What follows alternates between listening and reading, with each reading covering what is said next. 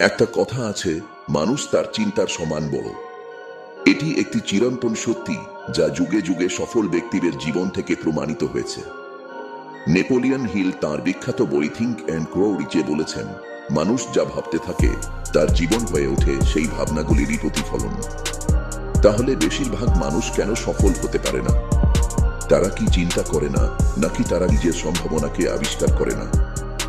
আজকের গল্পটি আপনাকে সেই প্রশ্নের উত্তর খুঁজতে সাহায্য করবে, তাই গল্পটি শেষ পর্যন্ত শুনুন। আমি হলফ করে বলতে পারি এই ভিডিওটা আপনাকে বদলে দিতে পারে। একবার একটি শহরের রেল স্টেশনে একটি ভিখারি থাকত। ওই ভিখারি সেখানে আসা ট্রেনগুলোতে যে সমস্ত যাত্রী বসে থাকতো তাদের কাছে থেকে ভিক্ষা চেয়ে নিজের পেট চালাতো। আর একদিন যখন ওই ভিখারি ভিক্ষা চাইতে যায় তখন সে এক স্যুট বুট পরে থাকা একটি ধনী মানুষকে দেখতে পায়। তখন ওই ভিখারি ভাবে, নিশ্চয়ই এই মানুষটি অনেক বেশি ধনী, আর আমি যদি এর কাছে থেকে ভিক্ষা চাই তাহলে আমাকে নিশ্চয়ই অনেক বেশি টাকা ভিক্ষা দেবে। এরপরে ভিখারি ওই ধনী মানুষটার কাছে গিয়ে ভিক্ষা চাওয়া শুরু করে। কিন্তু ভিখারিকে দেখে ওই ধনী মানুষটি বলে, তুমি কি সবসময় মানুষের কাছে থেকে কেবল চাও? কখনো কি তুমি কাউকে বিনিময়ে কিছু দিয়েছ? এটা শুনে ভিখারি অবাক হয়ে বলল, সাহেব, আমি তো একজন ভিখারি মাত্র। আমি মানুষের কাছে থেকে ভিক্ষা করে নিজের জীবন চালাই। আমার তেমন ক্ষমতা কোথায় যে আমি কাউকে কিছু দিতে পারবো? এরপরে ওই ধনী লোকটি বলল, যেহেতু তুমি কাউকে কোনো কিছু দিতে পারবে না তাহলে তোমারও কারো কাছে থেকে কোনো কিছু চাওয়ার অধিকার নেই। আমি একজন ব্যবসায়ী, আর আমি লেনদেনে বিশ্বাস করি। যদি তোমার কাছে আমাকে দেওয়ার মতো কিছু থাকে তাহলে আমি তার পরিবর্তে তোমাকে কিছু দিতে পারি। আর যদি তুমি আমাকে কিছু দিতে না পারো তাহলে আমিও তোমাকে কোন কিছুই দিতে পারবো না। এরপরে ওই ধনী লোকটি ট্রেনে উঠে পড়ে এবং সেখান থেকে চলে যায়। এদিকে ভিখারি বসে বসে ওই বিজনেসম্যানের বলা কথাটি ভাবতে থাকে। ভিখারি ভাবে যে আমি এতদিন পর্যন্ত ভিক্ষা করছি, কিন্তু এমন কথা তো আমাকে আজ পর্যন্ত কেউ বলেনি। যদিও ওই বিজনেসম্যান খারাপ কিছু বলেনি। সত্যিই তো, আমি যদি কাউকে কোনো কিছু দিতে না পারি তাহলে আমি কি করে অন্য মানুষের কাছে থেকে চাইতে পারি? আর এরপরে ওই ভিখারি ভাবে, হয়তো এই কারণেই মানুষজন আমাকে বেশি টাকা দিতে চায় না, কারণ ভিক্ষার পরিবর্তে আমি কোনো মানুষকেই কোনো কিছু দিতে পারি না। এরপরে ভিখারি ভাবে, আমি তো একজন ভিখারি মাত্র, আমি অন্য একটি মানুষকে কি বা দিতে পারি? কিন্তু এই কথাটাও সত্যি, আমি আর কতদিন একটি মানুষকে কোনো কিছু না দিয়ে কেবল মানুষের কাছে চাইতে থাকবো? আর সবশেষে ভিখারি সিদ্ধান্ত নেয়, আজকের পরে যে মানুষই তাকে ভিক্ষা দেবে ওই ভিখারি তাকে তার পরিবর্তে কিছু না কিছু অবশ্যই দেবে। কিন্তু এখন ভিখারির মাথায় শুধু এই কথাটা চলছিল, ভিক্ষার পরিবর্তে সে অন্যদের কি দিতে পারে। আর এই কথাটা চিন্তা করতে করতে 2 দিন পার হয়ে যায়। ওই 2 দিন পর্যন্ত ভিখারি কোনো রকমের ভিক্ষাও করেনি। তৃতীয় দিন যখন ওই ভিখারি স্টেশনে বসেছিল তখন সে স্টেশনের ওপারে থাকা কিছু ফুল গাছ দেখতে পায়, যে গাছগুলোতে অনেক ফুল ফুটেছিল। এরপরে সে ভাবে, আমি যদি আমাকে ভিক্ষা দেওয়ার পরিবর্তে মানুষকে একটা করে ফুল দিই তাহলে কেমন হয়?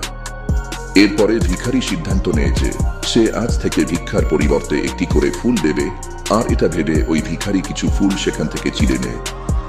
এরপরে সেই ফুল হাতে নিয়ে ট্রেনে ভিক্ষা করার জন্য পৌঁছে যায়। যখনই ওই ভিখারিকে কেউ ভিক্ষা দিত ওই ভিখারি সামনের মানুষটিকে একটি ফুল দিত, আর ওই ফুলটা মানুষ খুশি হয়ে নিজের কাছে রেখে দিত। এখন ভিখারি প্রতিদিন ফুল ছিঁড়ে নিয়ে আসতো, আর যাদের কাছে থেকে ভিক্ষা নিত তাদেরকে একটা করে ফুল দিয়ে দিত। আর কিছুদিনের মধ্যেই ওই ভিখারি এটা দেখতে পায় যে এখন তাকে অনেক বেশি মানুষ ভিক্ষা দেওয়া শুরু করেছে। যতক্ষণ পর্যন্ত তার কাছে ফুল থাকতো ততক্ষণ পর্যন্ত মানুষ তাকে বেশি বেশি ভিক্ষা দিত। কিন্তু যখনই ফুল শেষ হয়ে যেত তখন তাকে আর কেউ তেমন ভিক্ষা দিত না। আর এভাবেই প্রতিদিন চলতে থাকে। আর একদিন যখন ওই ভিখারি ভিক্ষা করার জন্য ট্রেনে ওঠে তখন ওই ভিখারি দেখতে পায় সেই বিজনেসম্যানটা ট্রেনে বসে আছে, যার কারণে সে আজ ভিক্ষার পরিবর্তে মানুষকে ফুল দেওয়া শুরু করেছে। এরপরে ওই ভিখারি দ্রুত ওই বিজনেসম্যানের কাছে পৌঁছে যায় আর বলে, আজ আমার কাছে আপনাকে দেওয়ার জন্য কিছু আছে। আপনি যদি আমাকে ভিক্ষা দেন তাহলে এর পরিবর্তে আমি আপনাকে কয়েকটা ফুল দেব। এরপরে ওই বিজনেসম্যান ওই ভিখারিকে কিছু টাকা দেয়, আর ওই ভিখারি কিছু ফুল ওই বিজনেসম্যানকে দিয়ে দেয়। ওই বিজনেসম্যানের কাছে ভিখারির এই বুদ্ধিটা খুবই ভালো লাগে, তাই তিনি বলেন, আজ তো তুমিও আমার মতো একটি বিজনেসম্যান হয়ে গেছো। এটা বলার পরেই ফুল নিয়ে ওই বিজনেসম্যান স্টেশনে নেমে পড়ে এবং সেখান থেকে চলে যায়। এদিকে আরো একবার ওই বিজনেসম্যানের বলা কথায় ওই ভিখারি আবার চিন্তা করতে শুরু করে। ওই ভিখারি ভাবে যে আমি কি করে বিজনেসম্যান হতে পারি। অনেক ভাবার পরে ওই ভিখারি বুঝতে পারে এখন সেও জীবনে সফল হতে পারবে, কারণ এখন সেও সফলতার রহস্যটা জেনে গেছে।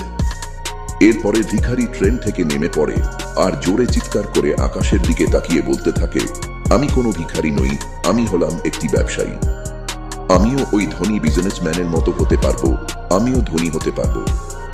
আর যখন চিৎকার করে ভিখারি এই সমস্ত কথা বলছিল, চারপাশের লোকজন ওই ভিখারিকে দেখে ভাবছিল হয়তো সে পাগল হয়ে গেছে। আর পরের দিন থেকে ওই ভিখারিকে স্টেশনে আর দেখতে পাওয়া যায়নি। 6 মাস পরে ওই স্টেশনে দুইজন স্যুটবুট পরা মানুষ যাত্রা শুরু করে। দুজনেই একে অপরের দিকে তাকায় এবং একে অপরের সঙ্গে হাত মেলায়। প্রথম ব্যক্তিটা বলল, আপনি কি আমাকে চিনতে পারছেন? দ্বিতীয় ব্যক্তিটা বলল, জি না, আমি আপনাকে চিনতে পারিনি। আমার মনে হয় আমি আপনার সঙ্গে প্রথমবার দেখা করছি। তখন প্রথম ব্যক্তিটি একটু হাসেন আর বলেন, আমাদের এর আগে 2 বার এই ট্রেনেই দেখা হয়েছে। আমি হলাম সেই ভিখারি যাকে আপনি প্রথম সাক্ষাতে বলেছিলেন যে আমাকে জীবনে কি করতে হবে। আর দ্বিতীয়বার যখন দেখা হয়েছিল তখন আপনি আমাকে বলেছিলেন যে আমি আসলে কে।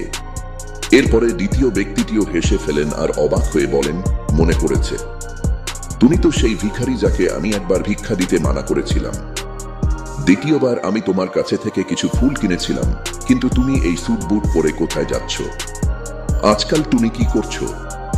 তখন ওই প্রথম ব্যক্তিটি বলে, হ্যাঁ, আমি হলাম সেই ভিখারি, কিন্তু আজ আমি ফুলের অনেক বড় একজন ব্যবসায়ী। ব্যবসার কারণেই আমি অন্য শহরে যাচ্ছি। এরপরে প্রথম ব্যক্তিটি কিছুক্ষণ চুপ থাকার পরে বলল, আপনি আমাকে প্রথম সাক্ষাতে যে কথাটা বলেছিলেন সেটা আসলে প্রকৃতির একটা নিয়ম। আমরা তখনই কোনো কিছু পাবো যখন আমরা কোনো কিছু দিব।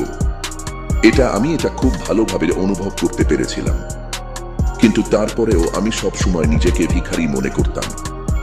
আর এর বাইরে আমি কখনোই কোনো কিছু চিন্তা করিনি।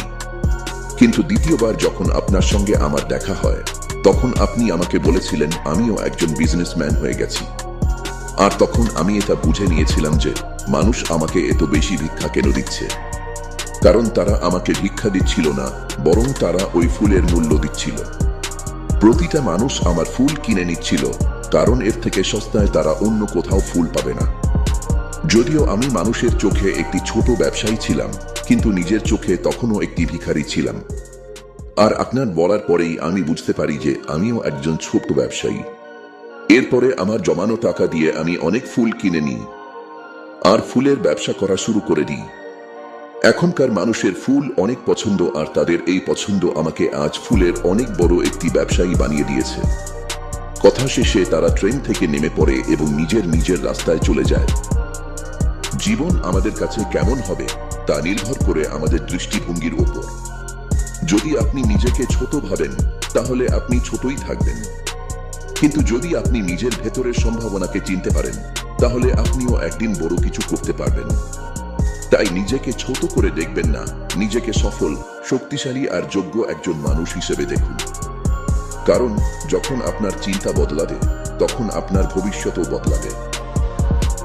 ভিডিওটি ভালো লাগলে লাইক করুন, কমেন্টে জানিয়ে দিন এই গল্প আপনাকে কি শিখিয়েছে, আর শেয়ার করে অন্যদেরও অনুপ্রাণিত করুন। ধন্যবাদ পাশে থাকার জন্য। আবার দেখা হবে নতুন একটি অনুপ্রেরণামূলক গল্প নিয়ে।